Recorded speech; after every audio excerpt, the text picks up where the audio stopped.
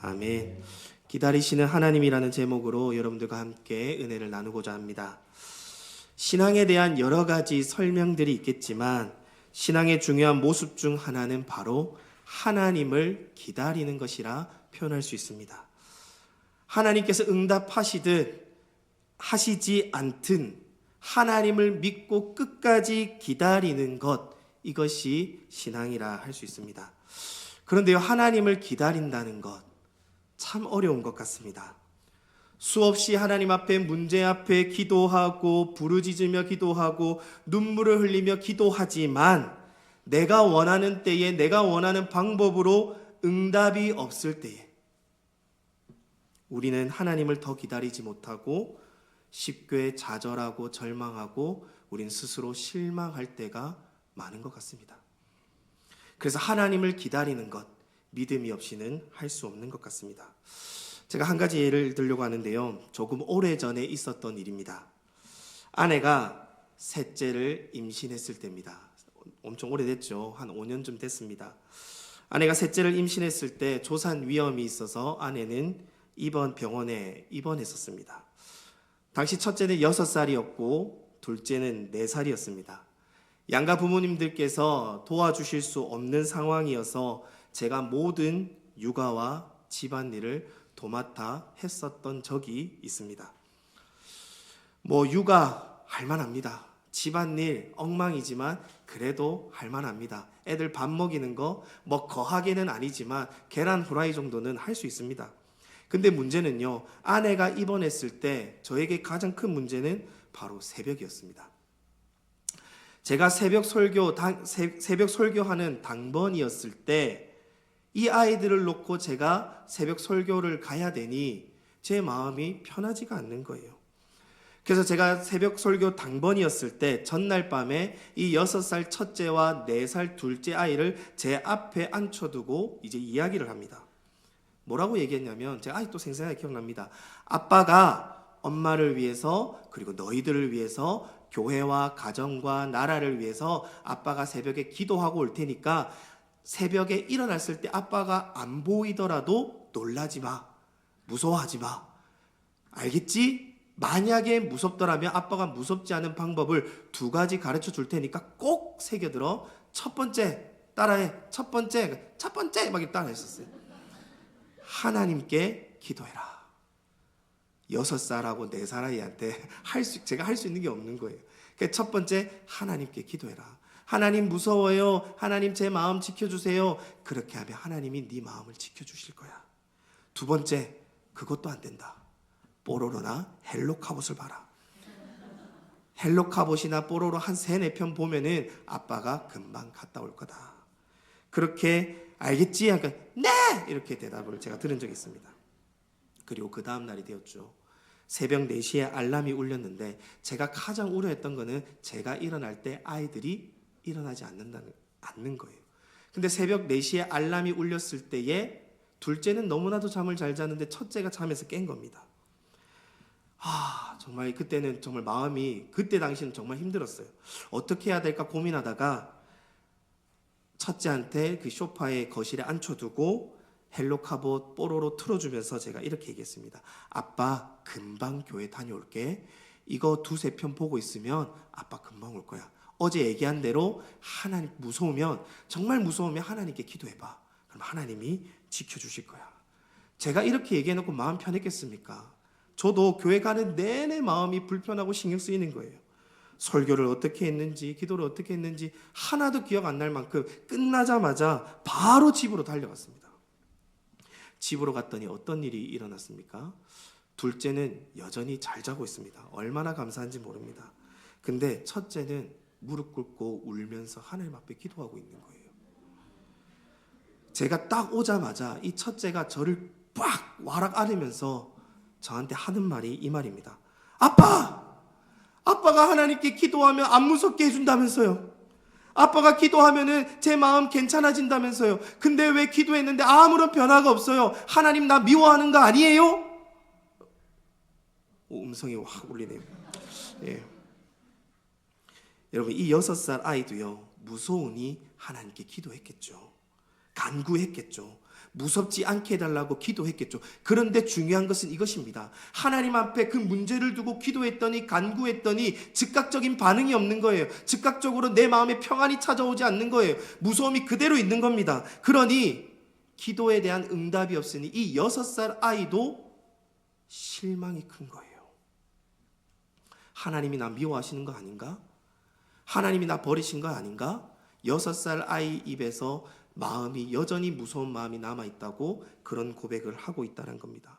어쩌면 우리의 모습이 이와 같지 않은가라는 생각을 해봅니다. 우리는 입술로는 얘기합니다. 하나님 사랑합니다. 하나님을 기대합니다. 하나님을 사모합니다. 하나님밖에 없습니다. 하나님 도와주십시오. 말로는 고백합니다.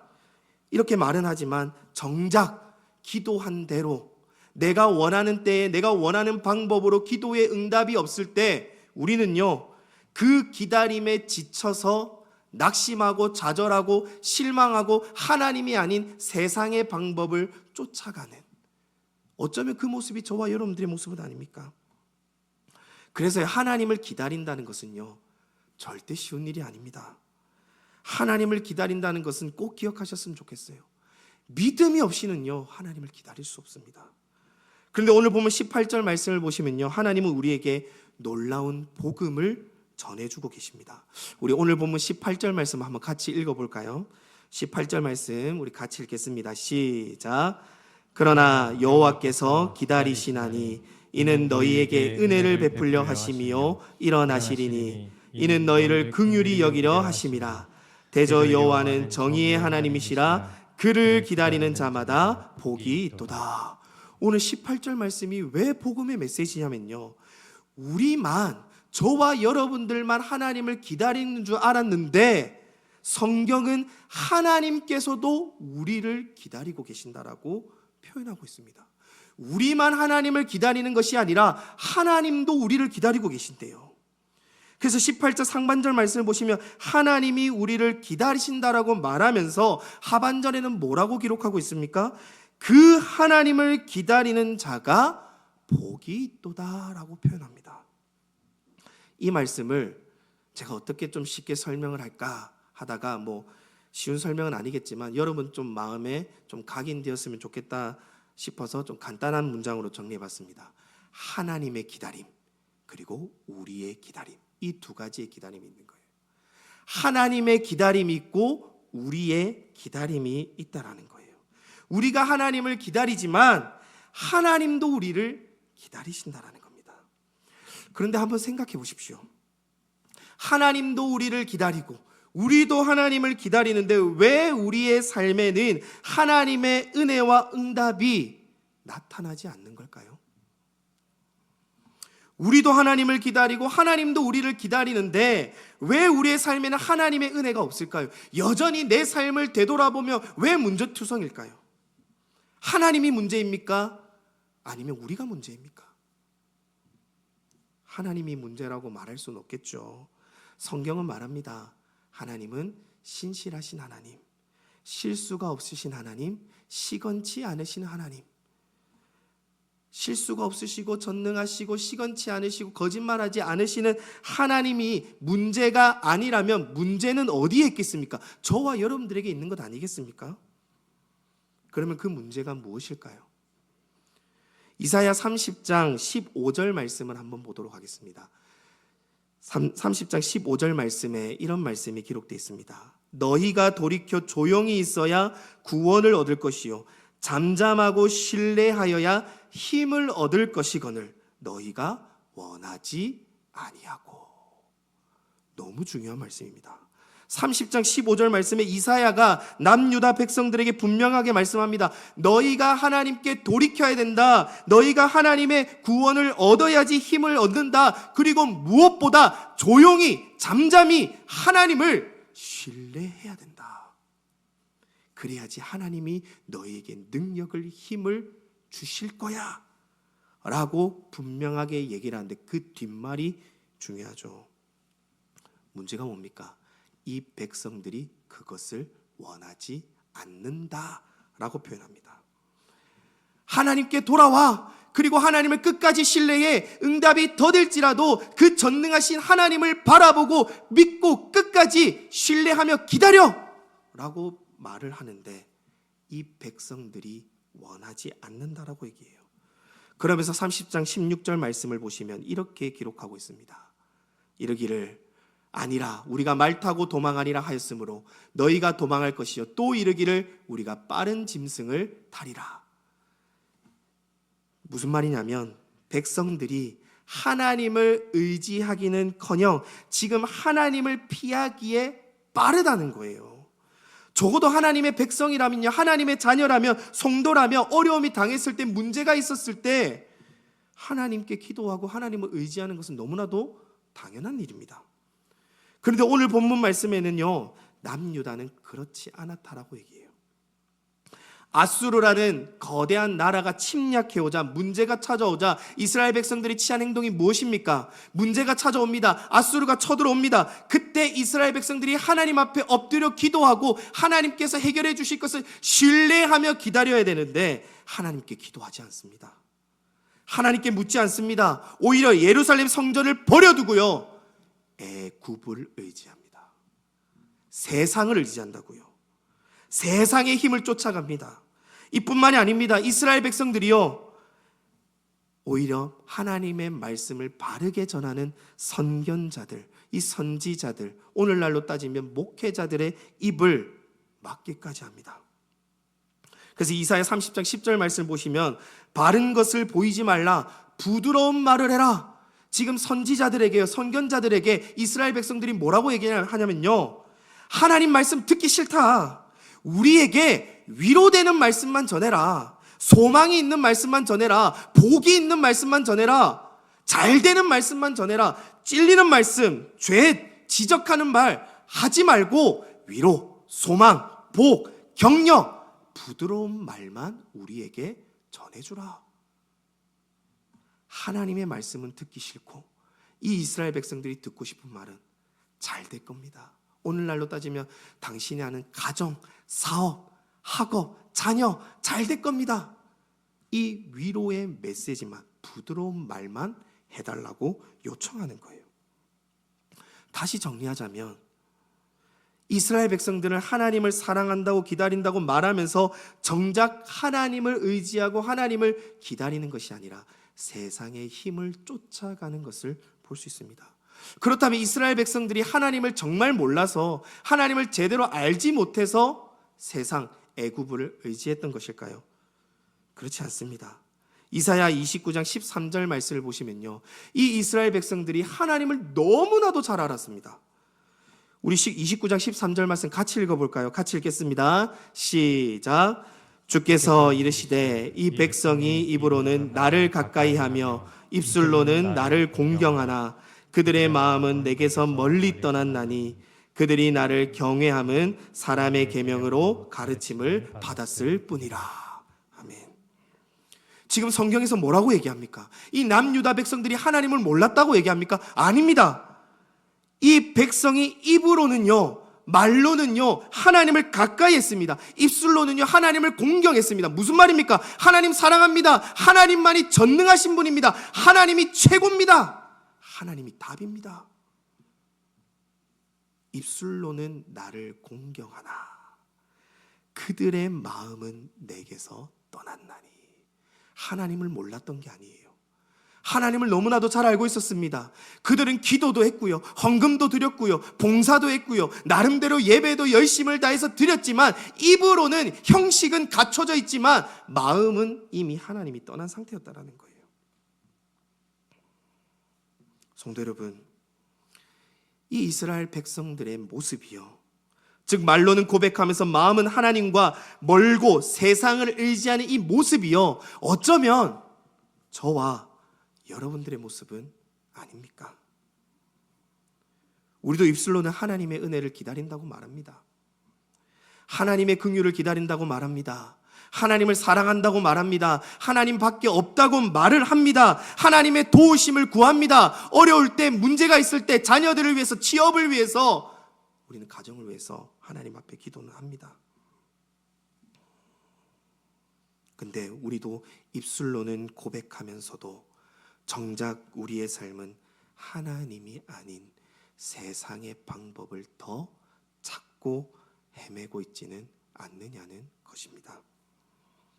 우리의 기다림이 입술로만 하나님을 바라고 입술로만 하나님을 기다리고 또 실상은 하나님이 아닌 세상을 방법대로 살아가는데 어떻게 하나님의 은혜와 긍휼하심을 우리가 경험할 수 있겠습니까?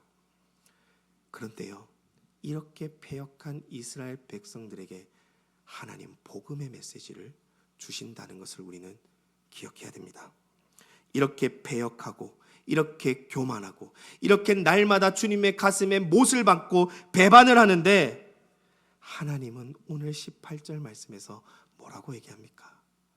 그래도 하나님은 이들을 기다린다 라고 얘기한다는 거예요. 우리 18절 말씀을 천천히 다시 한번 더 읽어보도록 하겠습니다. 시작. 그러나 여호와께서 기다리시나니 이는 너희에게 은혜를 베풀려 하심이요 일어나시리니 이는 너희를 긍휼히 여기려 하심이라. 대저 여호와는 정의의 하나님이시라. 그를 기다리는 자마다 복이 있도다. 아멘. 만약에 혹 여러분 가운데 펜을 지금 들고 계시다면 이 18절 제일 앞부분 그러나에 동그라미 한번 쳐주시고 그 말을 그러므로라고 바꿔주시면 더 좋을 것 같습니다. 이 그러나는 원어상으로 그러므로라는 의미를 가지고 있습니다. 그래서 여호와께서 기다리시는데, 즉 너희들이 하나님 앞에서 수많은 죄를 범하고 수많은 죄를 지었다 할지라도 입술로만 나를 공경했다 할지라도 그럼에도 불구하고 하나님은 너희들을 기다리신다라는 거예요. 그러면 하나님께서 왜 이스라엘 백성들을 기다리실까요? 왜 하나님은 이스라엘 백성들을 기다리실까요? 18절 말씀에 기록되어 있듯이 이 부분을 꼭 기억하셨으면 좋겠어요. 은혜를 베풀기 위해서 기다리고 계십니다. 하나님께서 우리에게 은혜를 베풀기 위해서, 긍휼을 베풀기 위해서 기다리고 계신다라는 거예요. 그리고 오늘 보면 우리 19절 말씀 한번 같이 읽어보겠습니다. 19절 말씀 같이 읽겠습니다. 우리 성경으로 같이 읽겠습니다. 시작. 시온에 거주하며 예루살렘에 거주하는 백성아, 너는 다시 통곡하지 아니할 것이라. 그가 내 부르짖는 소리로 말미암아 내게 은혜를 베푸시되 그가 들으실 때에 내게 응답하시리라. 아멘. 하나님이 왜 우리를 기다리십니까? 패역하고 하나님의 가슴을 날마다 못 박는, 배반하는, 배신하는 저와 여러분들을, 이스라엘 백성들을 왜 기다리시는 겁니까? 은혜 주시려고요. 이거를 꼭 기억하셨으면 좋겠어요. 은혜 주시려고, 우리가 부르짖을 때에 그 기도를 들으시고 응답해 주시기 위해서 하나님은 오늘도 저와 여러분들을 기다리신다라고 얘기하십니다. 그리고 이것이 중요하죠. 하나님께서 우리에게 무엇을, 누구를 기다리는 자가 복이 있다라고 말씀하십니까? 이게 오늘 말씀의 가장 중요한 핵심입니다. 누구를 기다리는 자가 복이 있다라고 얘기합니까? 그를, 하나님을 기다리는 자가 복이 있다라고 분명히 말씀합니다. 하나님은요, 우리에게 조금도 헷갈리지 않게 분명하게 말씀하셨습니다. 바로 그를 기다리는 자마다. 다른 것을 기다리는 것이 아닙니다. 내가 기도한 것, 내 응답을 기다리는 것이 아닙니다. 성경은 우리에게 병든 자에게 병고침을 받기를 기다리라고, 또 자녀가 잘되고 나라가 발전하고 교회가 부흥하는 것을 기다리라고 말하지 않습니다. 물론 이것을 기다리는 것이 잘못되었다라고 말하는 것이 아닙니다. 그러나 우리가 오늘 말씀을 통해서 하나님께서 저와 여러분들에게 분명하게 말씀하는 것은요, 자녀가 잘되는 것, 교회가 잘되는 것, 가정이 잘되는 것, 이것을 기다리라고 말하는 것이 아니라 하나님을 기다리는 자가 복이 있도다. 하나님을 기다리는 자가 하나님의 은혜를 누릴 것이고, 하나님을 기다리는 자가 하나님으로부터 응답을 받을 것이다라고 우리에게 명확한 답을 가르쳐 주고 있는 거예요. 우리의 기다림은 입으로만 하는 기다림이 아닙니다. 세상의 것, 세상의 복을 기다리는 것이 아닙니다. 성도가, 하나님의 자녀가, 하나님의 백성이 정말 기다려야 할 것은 하나님이라는 거예요. 교회가요, 성도가요, 진짜 이 자리 가운데서 주일 예배 때마다 우리가 날마다 간절히 소망하고 기다려야 되는 것은 하나님이라는 거예요. 하나님의 임재이고 하나님의 영광이고 하나님의 은혜를 기다리라는 겁니다. 그렇다면 마지막으로 우리는 그 하나님을 어떻게 기다려야 됩니까? 우리 30장 15절 말씀 한번 같이 읽겠습니다. 30장 15절 말씀 같이 읽겠습니다. 시작. 주 여호와 이스라엘의 거룩하신 이가 이같이 말씀하시되 너희가 돌이켜 조용히 있어야 구원을 얻을 것이요 잠잠하고 신뢰하여야 힘을 얻을 것이니거늘 너희가 원하지 아니하고. 하나님께서 우리가 어떻게 하나님을 기다려야 되는지 분명하게 말씀합니다. 어떻게 기다리라 합니까? 조용히 기다리란 말은 무슨 말입니까? 세상에 제발 좀 기웃기웃거리지 말고 전능하신 하나님을 때를 얻든지 못 얻든지 응답이 더딜지라도 그 전능하신 하나님을 묵묵히 조용히 기도하며 하나님을 기다리라는 거예요. 그리고 또 무엇보다 하나님을 신뢰해라고 말합니다. 신뢰. 이 신뢰한다라는 단어는 히브리어로 바타흐라는 단어입니다. 이 단어는요, 신뢰한다라는 단어에는 어떤 의미가 있냐면요, 두려움 없이 흔들림 없이 확신한다라는 의미를 가지고 있어요. 다시 말씀드립니다. 이 신뢰한다라는 말의 의미에는요, 두려움 없이 흔들림 없이 확신함으로 기다리는 것, 이것이 신뢰입니다. 한마디로 시편 27편 3절에서 다윗이 이런 고백을 합니다. 제가 한번 읽어보겠습니다. 군대가 나를 대적하여 진칠지라도 내 마음이 두렵지 아니하며 전쟁이 일어나 나를 치려 할지라도 나는 여전히 태어나리로다. 여러분, 다윗의 고백을 한번 보십시오. 참 기가 막힐 고백입니다. 군대가 나를 대적하여 진칠지라도 나 혼자 지금 여기 중앙에 서 있고 한번 생각해 보십시오. 적군들이 나를 죽이려고 칼과 창과 방패를 들고 나를 죽이려 온다고 생각해 보십시오. 얼마나 두렵습니까? 근데 다윗이 고백하는 거예요. 군대가 나를 진칠지라도 내 마음이 두렵지 않습니다. 전쟁이 일어나 나를 치려 할지라도 내 마음은 여전히 태어납니다. 여러분, 이것이 신뢰입니다. 나는 할 수 없지만 하나님이 하신다는 확신, 두려움이 아니라 흔들림 없이 확신하는 것, 이것이 바로 신뢰라는 거예요. 우리에게 문제가 와도, 시련이 찾아와도 다윗과 같이 하나님 때문에 하나님께서는 반드시 나를 도와주실 것이야, 그 확신으로 어떤 어려움과 군대와 10,000,000명이 쳐들어온다 할지라도 하나님이 계시기 때문에 두렵지 않는 것, 이것이 신뢰라는 겁니다. 또 한 가지 예를 들어보겠습니다. 다니엘의 세 친구를 한번 보십시오. 느부갓네살 왕이 자신의 금신상을 만들고 여기에 절하지 않으면 풀무불에 던지겠다라고 말을 했습니다. 그런데요, 이 다니엘의 세 친구들이 왕에게 어떻게 대답을 합니까? 이렇게 대답을 합니다. 왕이여, 우리 하나님께서 저 뜨거운 풀무불에서 우리를 건져내실 겁니다. 나는 당신에게 절하지 않을 겁니다. 금신상에게 절하지 않을 겁니다. 당신이 우리를 풀무불에 던질 겁니까? 하나님이 우리를 건져내실 겁니다. 그리고 뒤에가 너무 중요하죠. 그러나 그리 아니하실지라도 우리는 왕에게 절하지 않겠습니다. 여러분, 이것이 신뢰입니다. 비록 하나님께서 우리에게 응답이 없을지라도, 응답이 더딜지라도 조금도 흔들림 없이 하나님을 향한 확신을 가지고 나아가는 것, 이것이 신뢰라는 거예요. 우리에게 찾아오는 문제는요, 여전히 그대로 있습니다. 건강의 문제, 물질의 문제, 정신적인 문제, 가정의 문제, 남편의 문제, 아내의 문제, 자녀의 문제, 여전히 나에게 문제는 그대로 있지만 이 문제 앞에 우리는 하나님 바라보며 담대하게 나아가는 거예요. 하나님이 하신다. 그리 아니하실지라도 나는 하나님을 확신한다.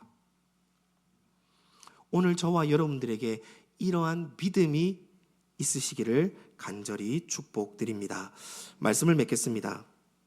성도 여러분, 우리는 하나님을 기다리지만 실상은 하나님을 피하고 도망하고 있지 않은지, 하나님께 사랑한다고 하나님께 도와달라고 기도는 하고 있지만 실상 내 삶은 세상을 찾아다니고 세상에 잘난 사람, 좀 뭐가 있는 사람, 물질, 건강 이런 것들을 더 찾아다니고 있진 않는지 우리 자신을 돌아보기를 원합니다.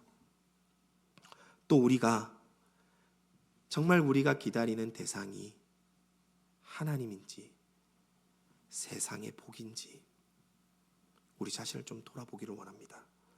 하나님은 지금도 저와 여러분들을 은혜와 긍휼을 베풀어 주시기 위해서 기다리고 계신다는 거예요. 이스라엘 백성들이 이것을 놓쳤습니다. 저는 우리 하나님께 성도들이 이것을 안 놓치셨으면 좋겠어요.